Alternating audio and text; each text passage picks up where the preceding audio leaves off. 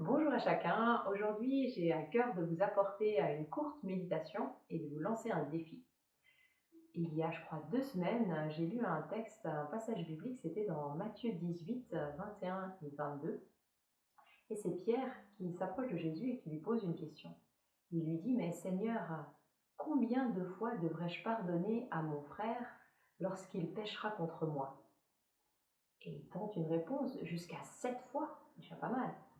Et Jésus lui dit, non, je ne te dis pas jusqu'à 7 fois, mais jusqu'à 70 fois 7 fois.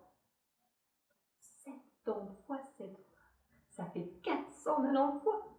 Je ne sais pas vous, mais moi je ne crois pas que j'ai pardonné à quelqu'un 490 fois. Enfin, peut-être en y réfléchissant, après 20 ans de mariage, je ne sais pas, je n'ai pas compté, mais certainement pas mal de fois à mon mari. Mais c'est quand même, voilà, c'est quand même assez exceptionnel. Donc finalement, qu'est-ce que Jésus veut nous dire? Il veut nous encourager à pardonner régulièrement, à pardonner au quotidien. C'est pas quelque chose qu'en fait on devrait même calculer combien de fois on pardonne, mais finalement offrir ce pardon au fur et à mesure qu'on a des choses qui nous blessent ou que des injustices, et ben chaque fois que ça nous arrive finalement on peut apporter et donner ce pardon. Et à chaque fois que nous, on blesse quelqu'un, on peut aussi s'excuser et puis demander pardon. Alors c'est vrai que en lisant ce texte, je me suis dit, ah bah tiens, c'était au début du confinement, on pourrait se lancer ce défi en famille, mettre en pratique ça. Alors j'en ai parlé à Pascal, à Stanley, Stécie, et puis depuis on essaye comme ça un peu régulièrement de mettre en pratique et de se demander pardon. Évidemment, en tout cas à 4, il y a pas mal d'opportunités d'avoir des tensions, des crises, que ce soit finalement entre les enfants, entre Stécie et Stanley, entre Pascal et moi, dans le couple, ou que ce soit entre les parents et les enfants.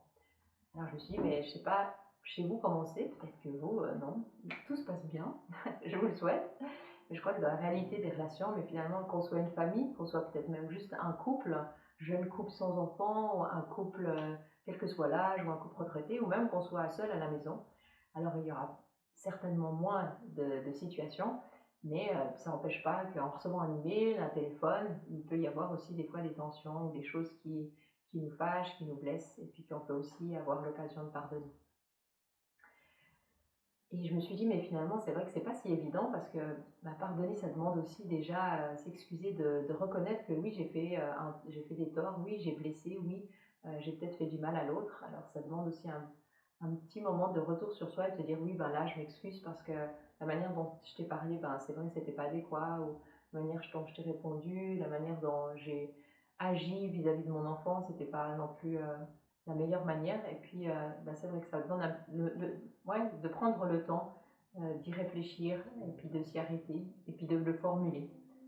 Alors moi, je ne sais pas ce que vous vivez par rapport à cette thématique du pardon, comment vous vous sentez, si c'est quelque chose d'assez finalement évident pour vous et que vous pratiquez régulièrement, ou si c'est quelque chose que finalement, oui, ça arrive parfois, mais vraiment pas souvent.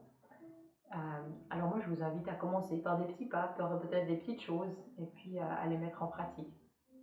Et puis en parler aussi dans votre famille, avec vos enfants, si vous avez des enfants, de pouvoir ouvrir un peu cette thématique. Peut-être aussi parfois, il y a des personnes qui attendent en fait que ce soit l'autre qui fasse le premier pas. Mais je crois qu'on finalement on est tous responsables de faire ce premier pas, puis de se dire mais oui c'est vrai là je n'ai pas été chouette, là je t'ai pas parlé de manière adéquate ou je peux penser, j'imagine que j'ai pu te blesser. Et je sais pas aussi, je me suis dit tiens quand je dis pardon, pardonner, à qui ça vous fait penser? Est-ce qu'il y a une personne comme ça qui vous vient en tête et que Dieu peut-être vous met en tête? Ben voilà, peut-être que Dieu il aimerait aussi que vous puissiez un peu cheminer avec cette personne qui est proche ou moins proche et à qui vous puissiez peut-être présenter vos excuses. Alors voilà, le temps est devant vous. Je vous lance ce défi et je vous encourage à vous pardonner les uns les autres. Et puis c'est vrai que finalement, quand on se pardonne, après, on se sent tellement plus apaisé, tellement plus... C'est bon, on a pu dire, on a pu s'excuser, on s'est réconcilié, on est mieux les uns avec les autres.